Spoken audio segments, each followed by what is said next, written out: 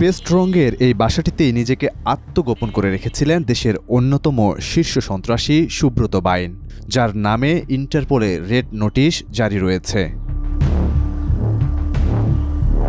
১.৫ মাস আগে কুষ্টিয়া শহরের কালীশঙ্করপুর এলাকার এই বাসাতেই ভাড়াটিয়া হিসেবে ওঠেন শীর্ষ সন্ত্রাসী সুব্রত বাইন।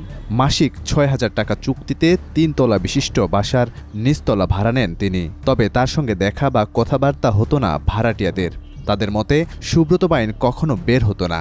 ওই বাসাটিতে নিচতলায় সুব্রত বাইন এবং ওপরের ২টি তলায় শিক্ষার্থীরা ম্যাচ হিসেবে থাকতেন। ২৭ মে সুব্রত বাইনকে গ্রেফতারে এক রুদ্ধশ্বাস অভিযান চালায় সেনাবাহিনী। প্রতিদিনের মতো সেদিন রাতেও বাড়ির বাসিন্দারা ঘুমিয়ে পড়েন। ভোর ৫টার কিছু সময় পর সেনা সদস্যদের ডাকে ঘুম ভাঙে মেসের ছাত্রদের। তারা দেখতে পান বাড়ির সামনে সেনাবাহিনীর ৫ থেকে ৬টি গাড়ি দাঁড়ানো। গাড়ি বহরে একটি কালো মাইক্রোবাসও ছিল। ২০ থেকে ৩০ জন সেনা সদস্য বাড়ির তালা খুলতে বলেন। ছাত্ররা কারণ জানতে চাইলে সেনাবাহিনী জানায় তাদের ভয়ের কারণ নেই। তারা অভিযান চালাচ্ছেন। প্রায় ৩ ঘন্টা ধরে বাড়ির নিচতলায় তল্লাশির পর সকাল ৮টার দিকে ২ ব্যক্তিকে ধরে নিয়ে যায় সেনাবাহিনী। দেখলাম যে নামাজ পড়তে যাচ্ছে, মানে অজু করতে যাচ্ছে, ছেলেকে ডাকি তুললাম।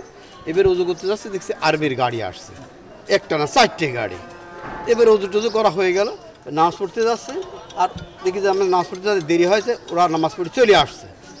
এরপরে নামাজ পড়ে আসতেছে, তখন দেখছি যে দ্রাম দ্রাম করে শব্দ হচ্ছে। তো কিসের শব্দ? আমি তখন ধারণা করলাম হয়তো বা কেউ আছে, সন্ত্রাসী বা চাঁদাবাজি কেউ আছে, তাকে হয়তো পিটাচ্ছে। পরে বাইদা জানতে পারলাম যে দরজা মরজা ভাঙলো আর্মিরা। তারপরে ওদের কারকে যেন ধরে নিয়ে চলে গেল।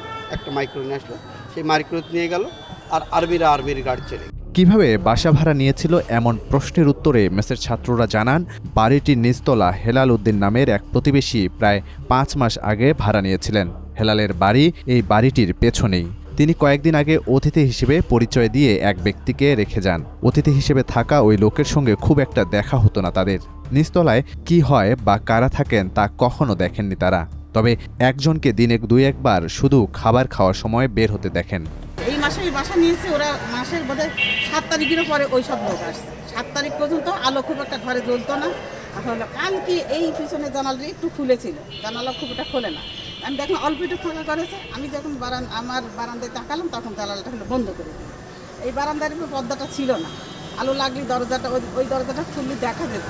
কিন্তু আবার দেখে সপ্তাহখানে একটা পর্দা টাঙাইতেছে, একটা পর্দা। সকাল ৫টা থেকে যখন ঘুম থেকে উঠছি, উঠে দেখলাম সেনাবাহিনী এখানে অভিযান চালাচ্ছে। তারপরে এখানে আসলাম, ওদের দেখে ওরা বলতেছে এখানে দাঁড়ানো যাবে না, তোমার জায়গায় তুমি চলে যাও।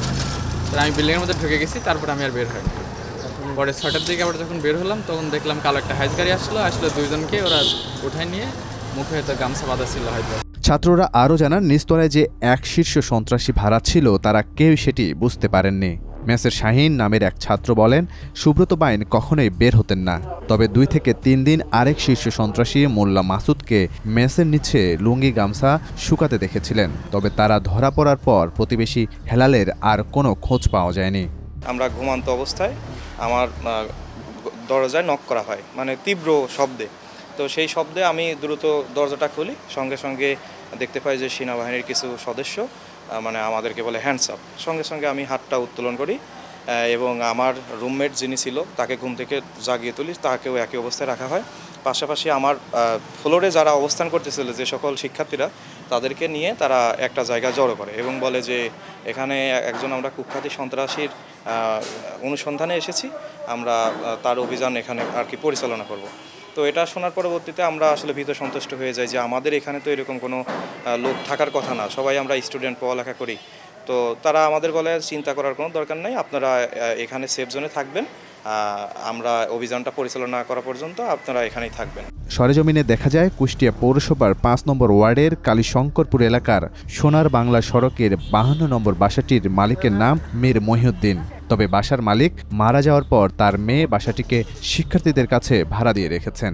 গোপন তথ্যের ভিত্তিতে সফলভাবে ২ জন শীর্ষ সন্ত্রাসী এবং তাদের ২ জন সহযোগীকে গ্রেফতার করতে সক্ষম হয়। গ্রেফতারকৃত সন্ত্রাসীরা হল সুব্রত বাইন ওরফে ফতে আলী, আবু রাসেল, মাসুদ ওরফে মোল্লা মাসুদ, শুটার আরাফাত এবং শরীফ।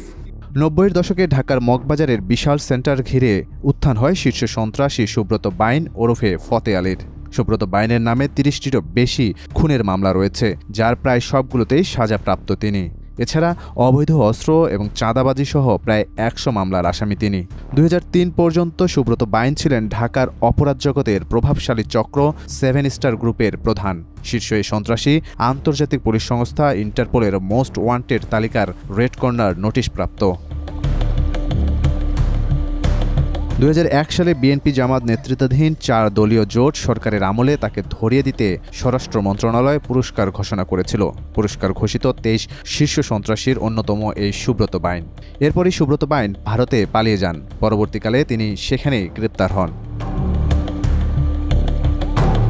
পরবর্তীতে 5 আগস্টে আওয়ামী লীগ সরকারের পতনের পর 29 সেপ্টেম্বর আবারও মগবাজারের বিশাল সেন্টারে সুব্রত বাইনের উপস্থিতিতে ব্যবসায়ীদের মধ্যে আতঙ্ক ছড়িয়ে পড়ে। জানা যায়, এই মার্কেট থেকে সুব্রতকে একসময় প্রতি বর্গফুটে 2 টাকা করে দিতে হতো।